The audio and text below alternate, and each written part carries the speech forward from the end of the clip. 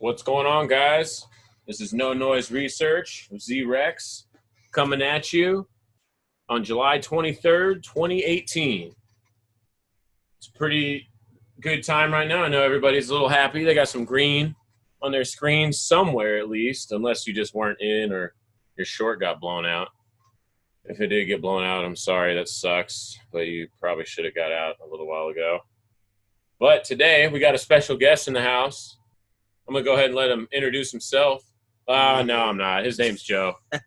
Yes, Joe here. It's just little Joe. Otherwise known as Transfix. Oh, that's right. I love that name. And a programmer, day trader, crypto trader,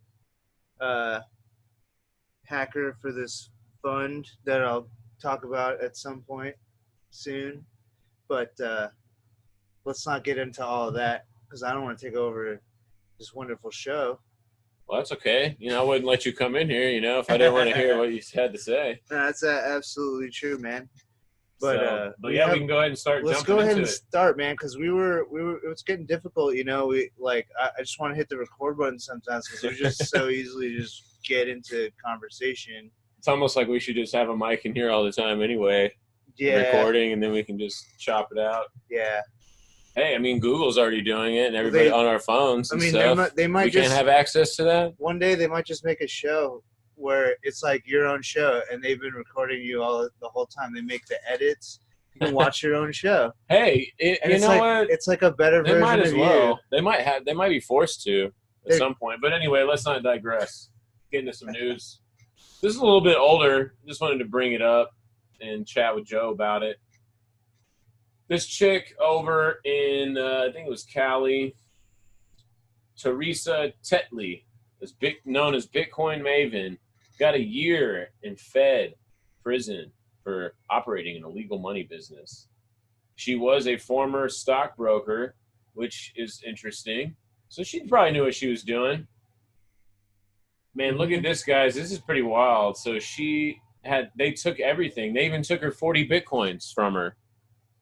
Yeah. Maybe she had more, though. But so what did they pin her on, ultimately? This is, I'm going to get to that in a second. It's very interesting because I didn't see the depth of the story. That's why I had to go on a local news station because all the crypto ones are just like, oh, they just took money. It's crazy. But it's like, well, why? How did she get popped, though? That's important. So she said, or allegedly she made over $300,000 a year. That's what the court document said. She didn't register with FinCEN. Oh my gosh.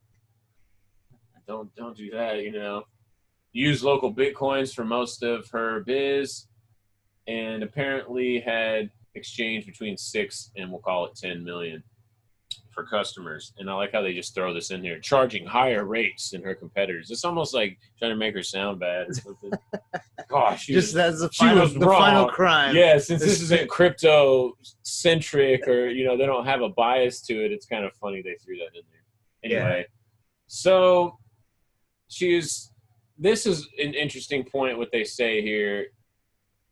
Quote, as a result of operating this unregistered business, Tetley facilitated laundering for one individual who is suspected of receiving Bitcoin from unlawful activity, such as sales of drugs on the dark web. So to kind of wrap this up, I was talking to Joe about this earlier, aka Transfix, and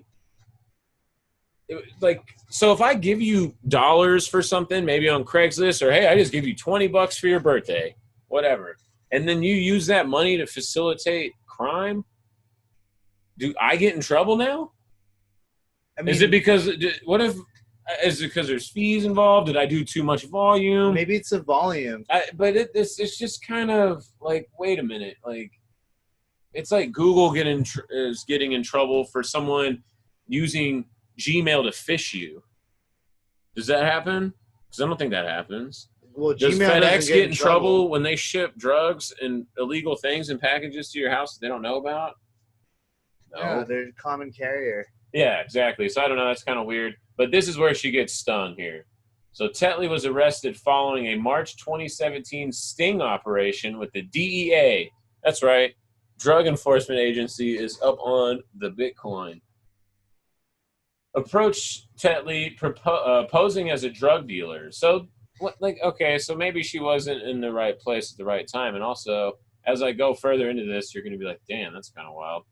Tetley agreed to exchange the agent's Bitcoin, which was represented to come from trafficking drugs, for 300 grand in cash that delivered that delivered in 2 Trader Joe's paper shopping bags.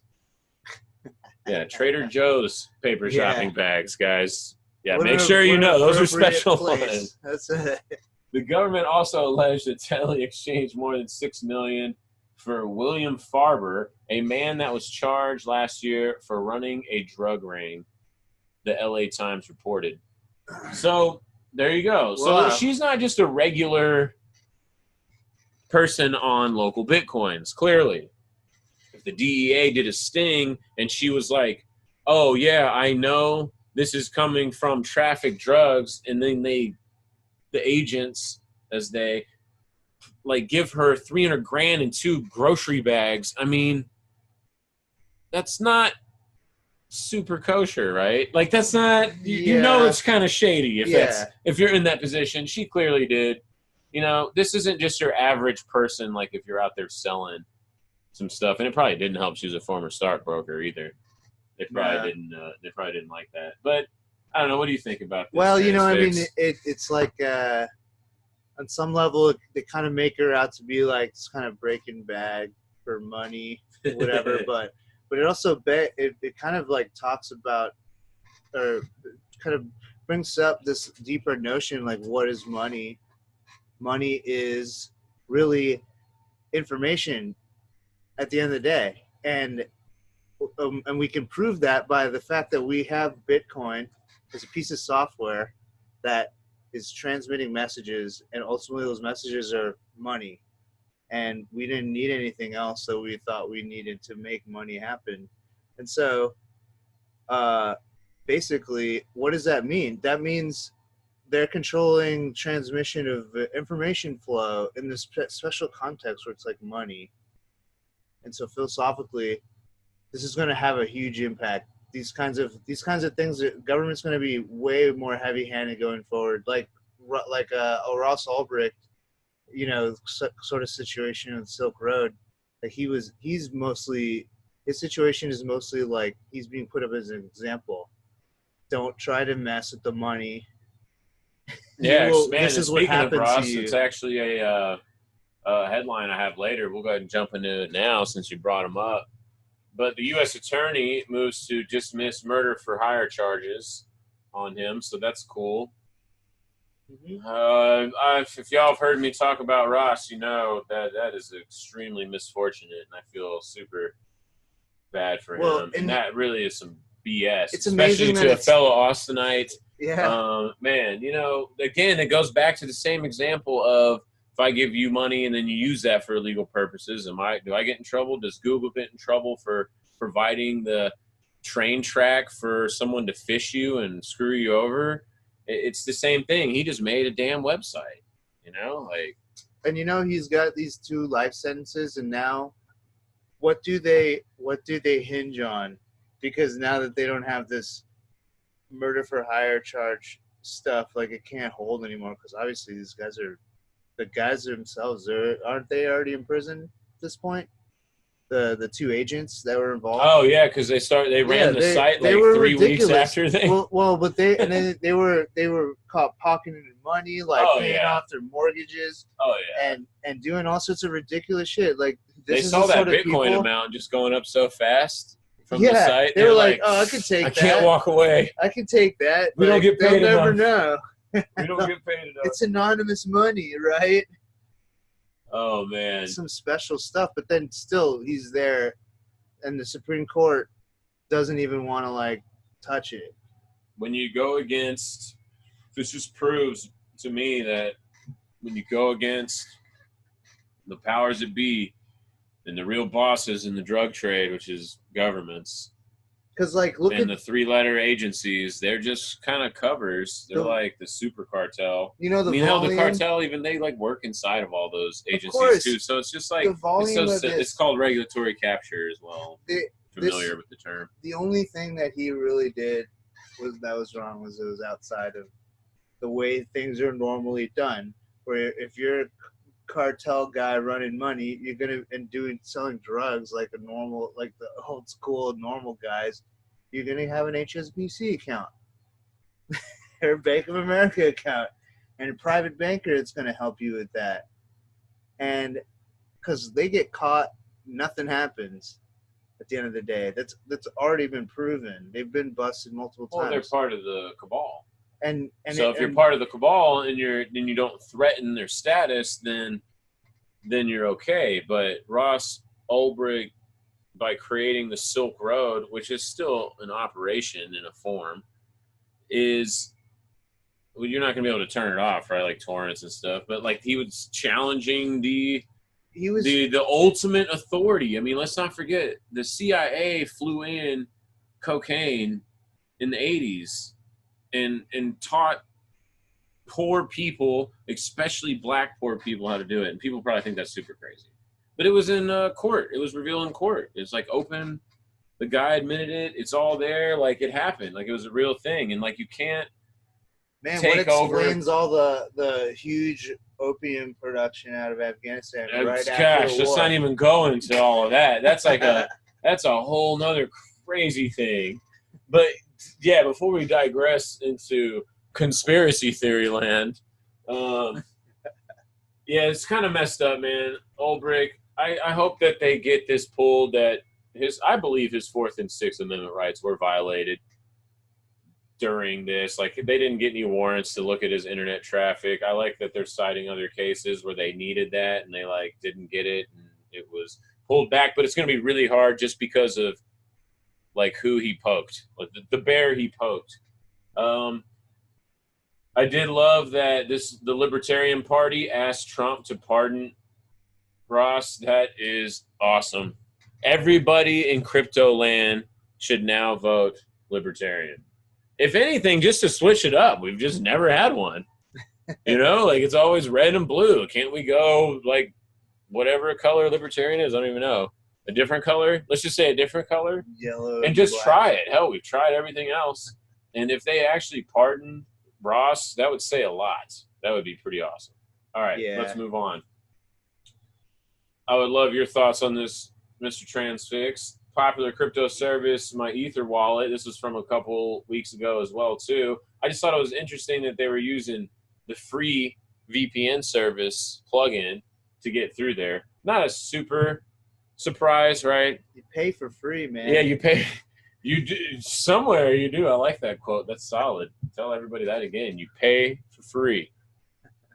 Transfix. Need to make like a shirt that says that. So Ola, which I have actually used before. I don't use it now, but yeah, Mew has actually been hacked a few times. It's not the first one. I stopped using it once after the first time. Yeah, which sucks because, man, they do a lot. Yeah, look at this. They claim they have 50 million users. Now, I don't know if I would say that they have 50 million. What do you think? That seems a little high. Well, what criteria defines a user? Like maybe had used not Mew, but Ola. Oh, Ola. That seems a little high. Well, even if, I mean, I don't know. It's free though, so maybe they attract a lot, like a lot of spam bots and things like that. Who knows? If you do use Ola, this is more of like a PSA. I kind of saw this, and I did not know this. It's a good reminder of why it's better to pay for a VPN service than a free one. Because also, look at this. Back in 2015, Ola was accused of performing DDoS attacks on demand. Okay, guys? So maybe they were just taking crypto on the back end of payments. See, crypto is it's a terrorist currency, guys. Sell it all. Get rid of it. See what it's doing out here? Causing hacking. Yeah, so I just wanted to kind of tell people that if you're still using that, man, just pay for it. It's cheap as hell. What is like a VPN service? Well, like it's like a few dollars a month or something? Yeah, you can get it for like a year for like $30. No, you don't want everything for free, guys, okay? $30 for a year. Because what did you say a minute ago about free? Pay for free. That's right. That's right. All right, let's keep going. Here we go. Oh, man. Decentralized exchanges are not living up to their name, and the data proves it. apparently this is what it's saying. I could vouch for it too just by using them.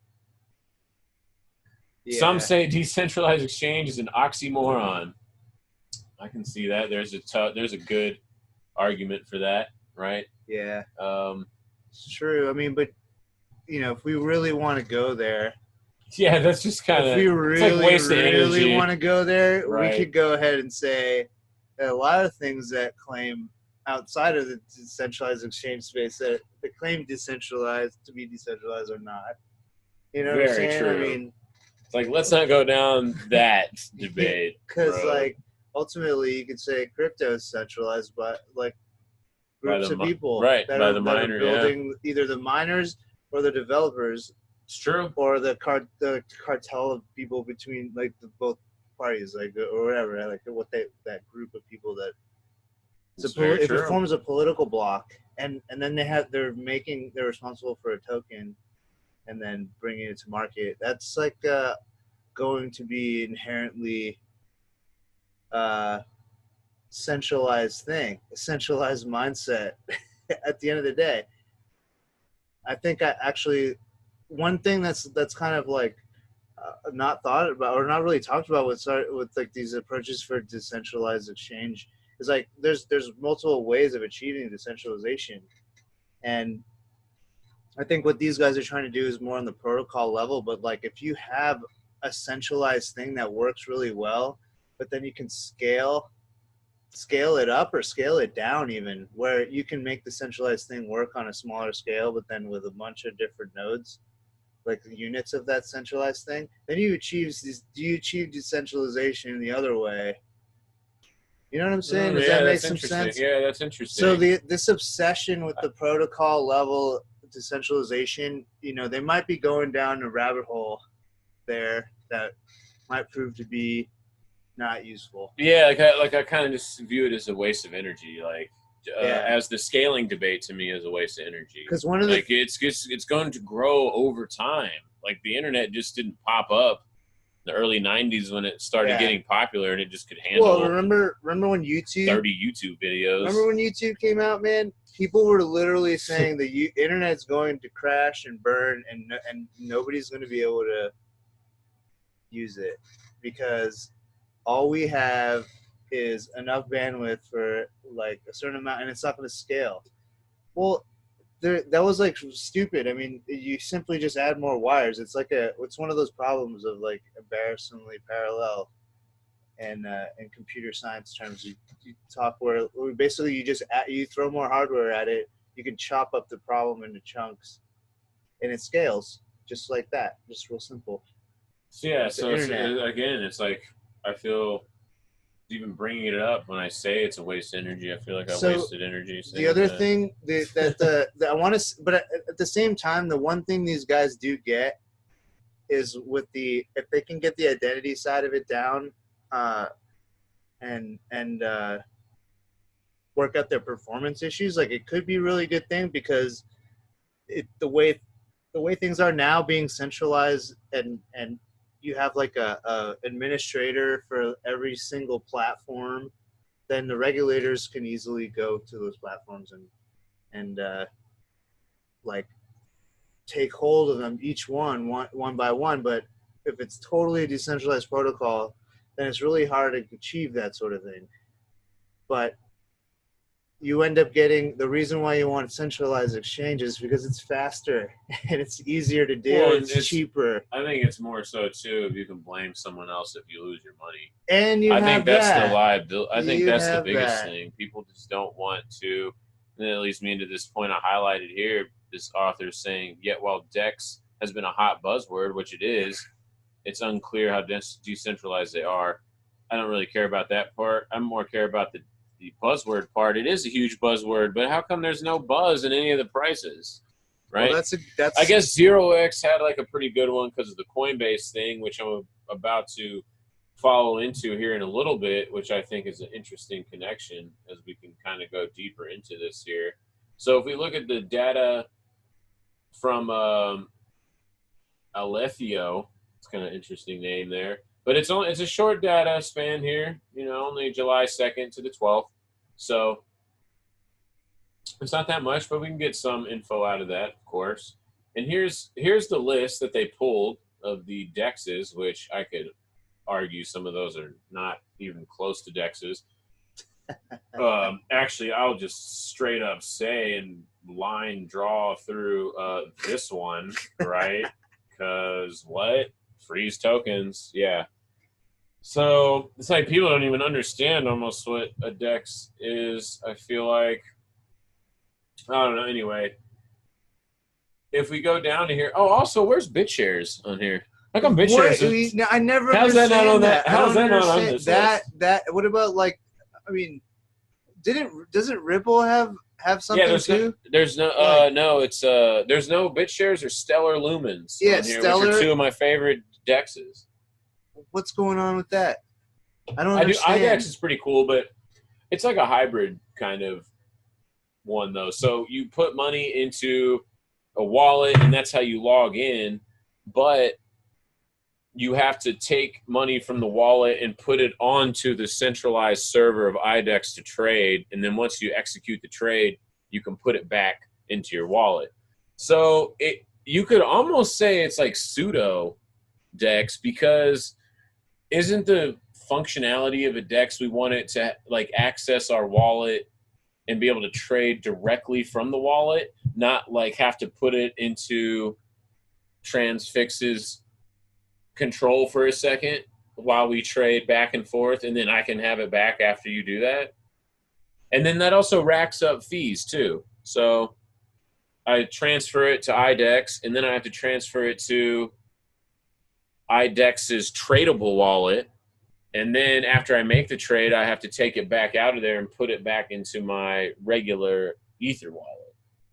So it's like a lot of unnecessary friction and fee generation for the network. I'm not against like supporting the network, but I am for efficiency, and that just doesn't really make any sense to do that. Yeah. But I feel like a lot of the DEXs are like that. They're pseudo DEXs. Like Bancor obviously doesn't need to go on there. 0x is pretty good, but the way 0x works is they just made the protocol, and then there's businesses on the side that are kind of masternode's not the right term exactly, but they're pretty much little entities on the side that process lots of the transactions. And they're all independent, but they have to comply with regulations, but the protocol doesn't. Like the people that made 0x. Yeah. It's kind of interesting to go into that. I'm actually working on a very in-depth, detailed DEX show that I'm going to just do exclusively about DEXs. That'll come out here in the next week or so, but let's just move on before we go on to that whole thing. I do like that they did mention here that they did get hacked and they froze them, but it's funny, then like don't put it on there. All right, so going with the Coinbase 0x combination, this is really interesting to me. You've got Paradex, right? I don't know who they are. Oh, they call them relayers. Here you go. Relayer startups. It's a weird name. But anyway, Paradex, which I did not know this, Coinbase bought them. Huh.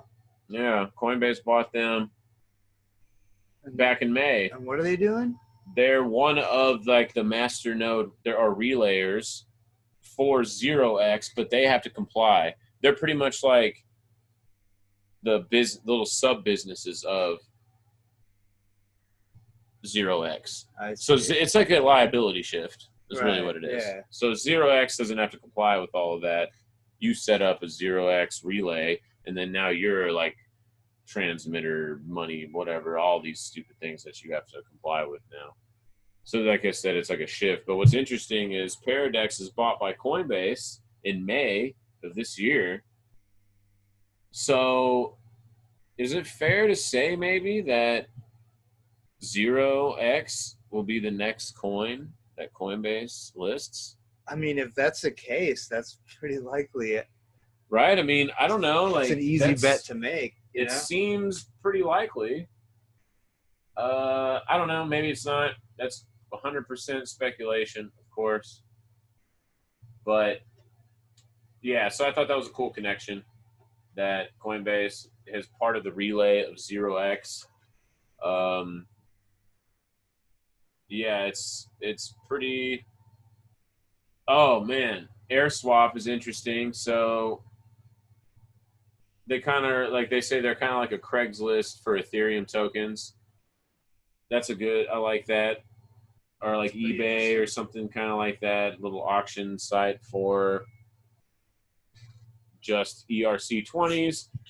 Which why you'd limit yourself just to that, I'm not really sure, but well, it makes your back end a lot easier. yeah, but it limits yourself to like mostly scam tokens. Yeah. So, and you can see a little bit more info over here that I wanted to bring up about Paradex. So we do know that Coinbase actually said that they were going to add ERC20 tokens, and they got approved to do securities. But then, like the next day, they retracted that statement. So I haven't looked into it since they retracted it. I haven't seen anything that said, "Wait, hold on." Weird, kind of weird that they did that. It's a little confusing to me. So it's pretty cool. Also, if y'all don't know, Ledger does support ERC20 tokens, so that's pretty cool. It's very nice. I do like that. Let's see here. All right, let's go on. Google bets on the blockchain with 2 new Google Cloud partnerships. Here you go. Of course, they're getting into it. The most thing I wanted to talk about this is in San Fran tomorrow in mid-afternoon. They are going to be having a show at their conference, at Google Cloud Next conference. And they're going to talk about these partnerships and distributed ledger tech, blockchain combinations, what they're going to do. I don't know what they're going to talk about. They just barely announced it. So, but it's interesting. I think this is going to keep happening. I can't wait until they say that they're fully involved in a project, whether it's Google or Amazon, or when they fully endorse a coin, which will likely be Bitcoin. Man, that'll just send this to insane proportions. Not only crypto markets, but traditional markets as well. All right, real quick, Proton Mail hits at possible Proton Shares ICO. If y'all aren't familiar with Proton Mail, it's encrypted email. It's pretty badass, based out of Switzerland. So they're hiring. The reason they wrote this as hinting is because in a advertisement, which we'll just go ahead and look at, they put up this blockchain developer open position, and it says they want people that have participated in successful IPOs. So they're kind of just drawing that out as hinting. I could see that. That would be cool. I would support them. They are awesome. I like the idea. If you go further in this article, which you can read it later, but it says they would like to put these shares, what they're calling Proton shares, into most of the users' hands, so that way that the company can't get bought out that easily. I like the idea. That's pretty cool. I think this idea is actually going to infiltrate and penetrate the regular traditional market space. And whether that's for good or bad in the long term, I'm not sure. But I do think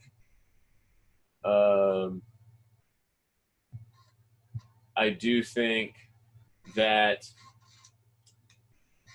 sorry, we just had a little message that popped up, kind of just threw my train of thought off for a second. Damn, all these desktop notifications. Yeah, so I do think that this is going to infiltrate into most of the areas in the market, whether it's Google's, oil companies, I mean, everything, precious metals, like anything that's publicly traded. We'll try to like share that out. And it'll be kind of like a little wave. I think that will be actually the big last pump of this recent tech bubble. But that is a longer conversation that we won't go into right now. All right, so let's go to the market. Here we go. All right. let's just check out what's on the top of the Binance world here.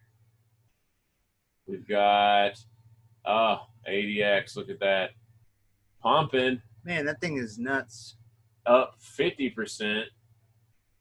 Let's go ahead and click on that. BAT token, another advertising token. I'm not sure what's going on today, guys, but advertising tokens are getting some mad love. All right, these charts blow. Let's just go ahead and pull it up on a real chart platform. Oh, look, we can see it now. Yeah, look at that, guys. Wow. I mean, yeah, this is just your standard pump and dump. Yeah, is alt season upon us? It could be, man. It could be. Or is advertising but look at season this. upon us? This is really like they're getting into this pump, man. I mean, it's like stage 2 rocket boost. You know, it is like stage 2 rocket boost. I would agree with that. Yeah, but let's see, it'll probably just fizzle out. Let's look at some lower time frames. Yeah, look at this, massive divergences. Careful, guys. This is probably your second opportunity if you didn't already.